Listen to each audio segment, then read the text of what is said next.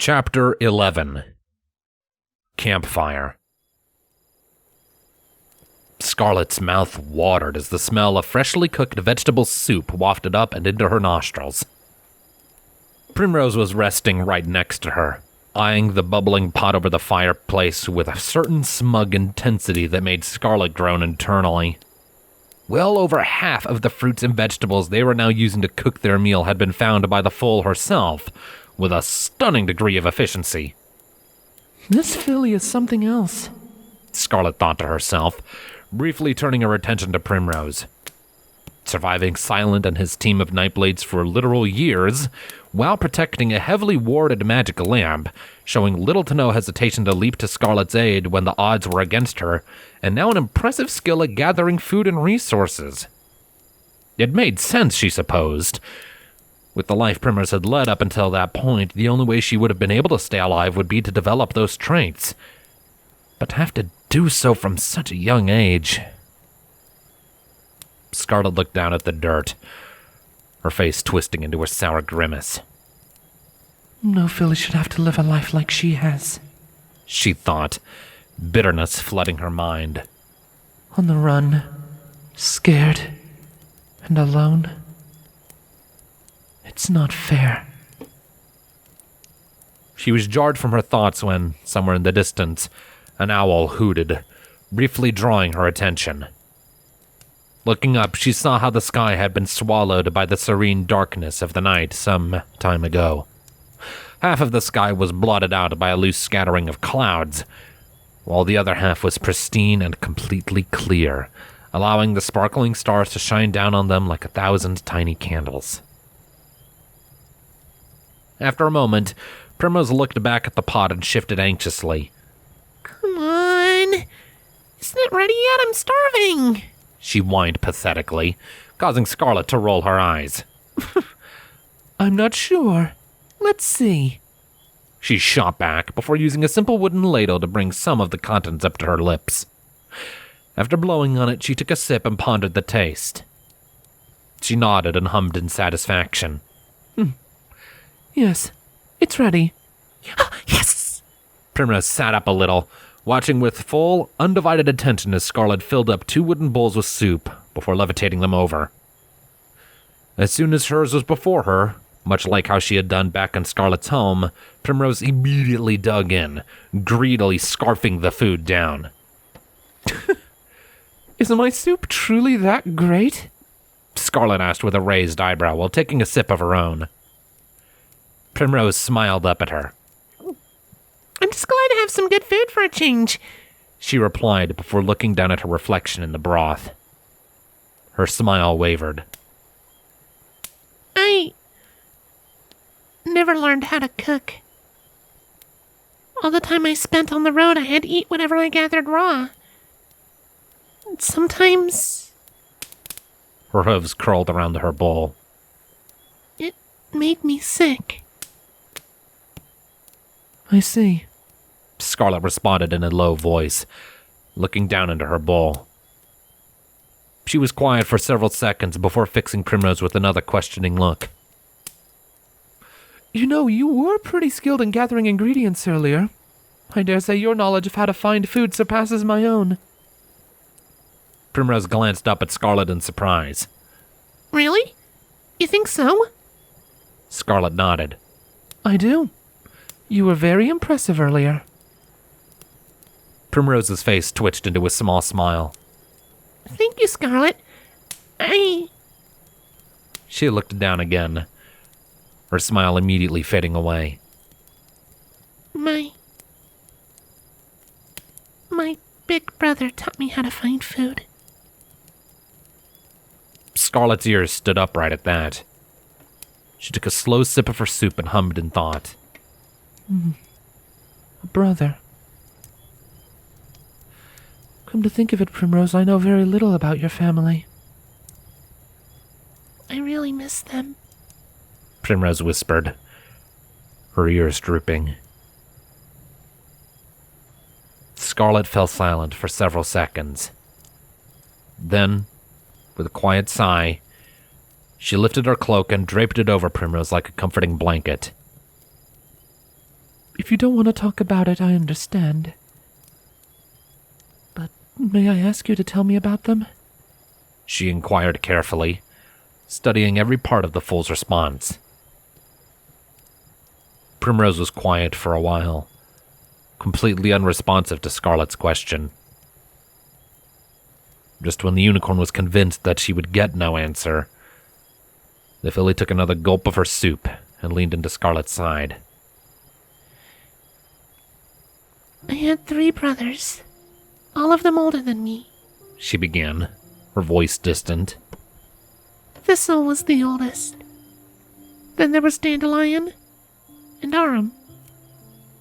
Arum was just a couple years older than I was. My mother's name was Clara. My father's name was Sparrow. Scarlett hummed, noticing a trend.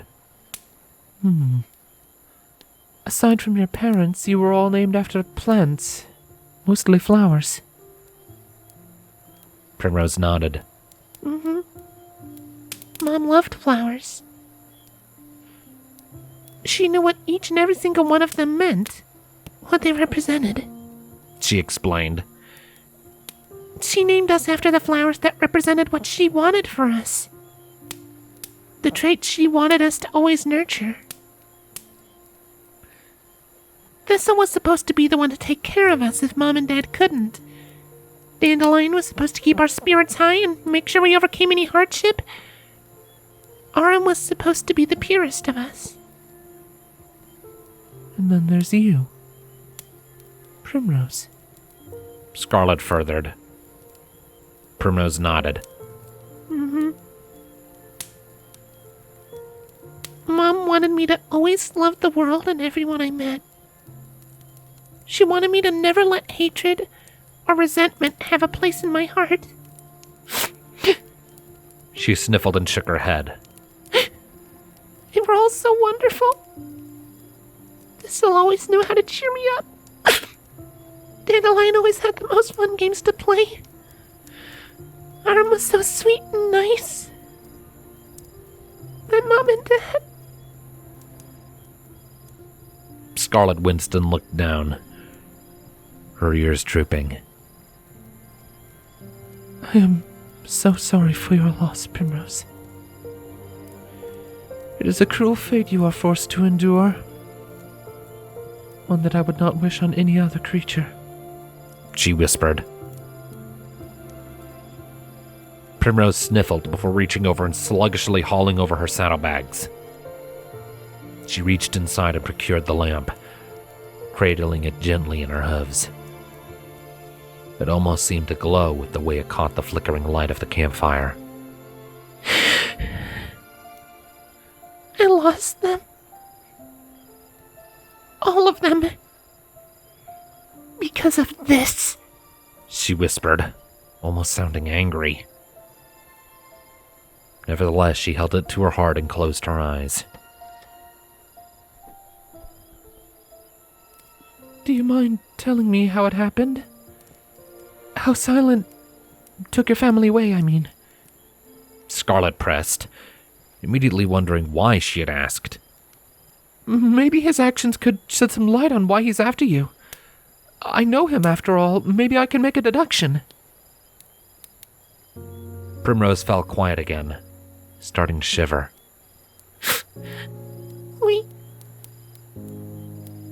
We had set up camp in the wilderness, near a river, a mile or 2 outside of Stone Throw. We had this really big dinner and we had a long day of travel ahead of us. I don't...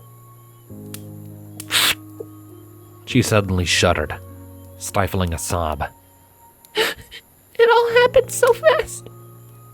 One moment I was sleeping, and the next, I heard Thistle, Dandelion, and Arum screaming in the other tent. When I looked to see what was happening, I saw... Primrose sniffled, screwing her eyes shut.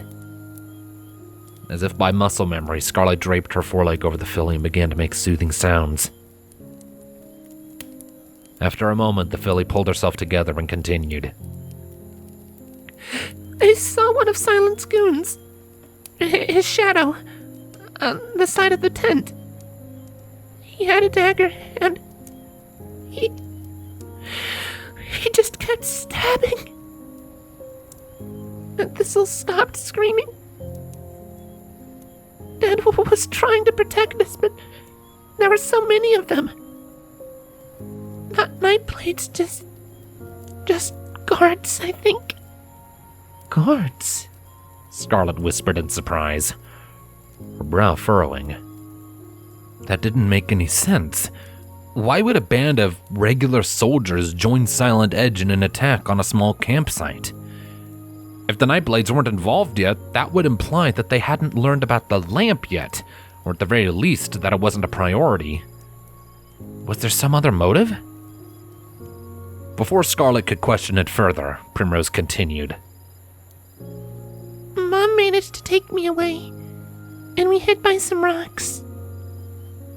She gave me the lamp, and she told me to run into town and hide, and that she'd come find me. That she made me promise to take care of the lamp and protect it with my life if she didn't. And she went back to try and save the others. And I ran, and I never saw her again. Scarlett gave Primrose a gentle squeeze. I'm sorry. I shouldn't have asked, she whispered before looking down into her bowl of soup, her appetite well and truly destroyed. What about you? Primrose suddenly asked. Scarlett blinked. She turned to face Primrose with a bewildered expression. What? The foal gestured at her. Do you have a family? You mentioned a mom back when we were in those caves. Scarlett froze, her blood going cold. She looked down at her soup again, getting lost in the reflection that stared back up at her. For a moment, she contemplated declining to say anything, but after everything Primrose had just told her, it was only fair that she return the favor. She took a deep breath and nodded. Yes. Yes, I have a family. I was an only child growing up, so I can't claim to know anything about what it's like to have brothers or sisters. My mother came from Violsta, Lover's Shade, the capital. She was a jeweler over there. She fled to New Equestria seeking asylum, and things began to get worse with Talonreach. She saw the signs and acted before most others. After wandering around, she settled in Swanrun and met my father. And who is he? Primrose asked, listening intently. No doubt she was eager for a distraction from her own tortured thoughts. My father was, in many ways, a brilliant stallion. Scarlett sighed with a shake of her head. Although he was also something of an idiot. He served in the military as a soldier. Most days, that consisted of keeping watch on the streets of Swanrun and patrolling the walls. He met my mother while on patrol one day, when she was trying to find her way around. She looked lost, according to him, and being that she came from Violsta, Lover's Shade, no less, he found her to be exotic in her beauty. Scarlett let off a wistful sigh. Their love story is nothing particularly grandiose or spectacular, I'm afraid. They loved each other. They were happy. They got married. And one day they had me. And were you happy growing up? I suppose you could say that, yes. Scarlett replied with a nod. I was never very social as a foal. I had other things on my mind, you see. I was enthralled with magic, and I attended the Swanron University to learn all I could about magic, and Twilight Sparkle, the goddess of magic and friendship. Of the 5, I held her particularly close to my heart for a long time. Primrose hummed and nodded along, before wiping a hoof over her eyes to clear away the leftover tears from her own story. All right. But you said that your father was an idiot a minute ago. Did you two not get along? Scarlett was not able to withhold the sudden bark of laughter that tore past her lips. Oh, heavens no! I adored that stallion with every fiber of my being. He was strong, kind, clever as can be, and determined to protect his home and family to the very end. I looked up to him more than any pony else in the whole world. I wanted to be just like him. She sighed and shook her head in disappointment at herself. I wanted to join the military. If only so I could stand by his side.